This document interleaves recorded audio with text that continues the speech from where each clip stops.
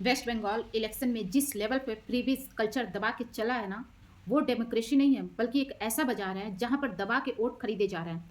Democracy का सबसे बड़ा मजाक ही ये है कि वन पर्सन वन वोट। सोच के देखिए, एक तरफ एक साइंटिस्ट है जो स्पेस प्रो डिजाइन कर रहा है और अपनी सैलरी में से टैक्स देता है इस उम्मीद से कि स्टैंडर्ड ऑफ लिविंग इस देश में बढ़ेगा, और वहीं दूसरी तरफ एक गुंडा है जो बिजली चोरी करता है, रेड लाइट तोड़ता है, लड़कियों को छेड़ता है। इस देश में इन दोनों सिटीजन की वोट की पावर सेम है।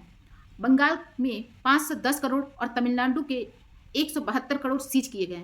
इस अमाउंट के थ्रू कैश, दारू, ड्रग्स, सोना, ये सब वोट खरीदने के लिए लोगों को दिए जा रहे थे। अरे मैंने अपनी आंखों से लोगों को छोटी छोटी चीज़ों में बिकते हुए देखा है। यह 2021 से 50% ज़्यादा है। यानी पॉलिटिशियन की बेशर्मी और मनी पावर दोनों बढ़ गए हैं।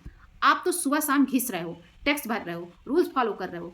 आप लोगों से इतनी रिक्वेस्ट और है, इस बात को और समझ लें कि आपकी औकात इन नेताओं की नज़रों में एक फ्री लोडर से ज़्यादा नहीं है। क्यों? क्योंकि आपके वोट की वैल्यू उतनी ही है जितनी उस इंसान की जिसको मुफ्तखोरी से मतलब है। आपका काम है सिर्फ पैसा कमाना और सरकार की तिजोरी भरना, क्योंकि नेताओं की पता है असली वोट बैंक वहाँ है जहाँ मेहनत नहीं, फ्री का बोलबाला है। इसलिए पॉलिसीज ऐसी बन रही हैं कि आपको निचोड़ा जाए और पूरा पैसा उठा के वहाँ बांट दिया जाए, जो लोग उन पॉलिटिशियन को कुर्सी पर बिठा के रखेंगे।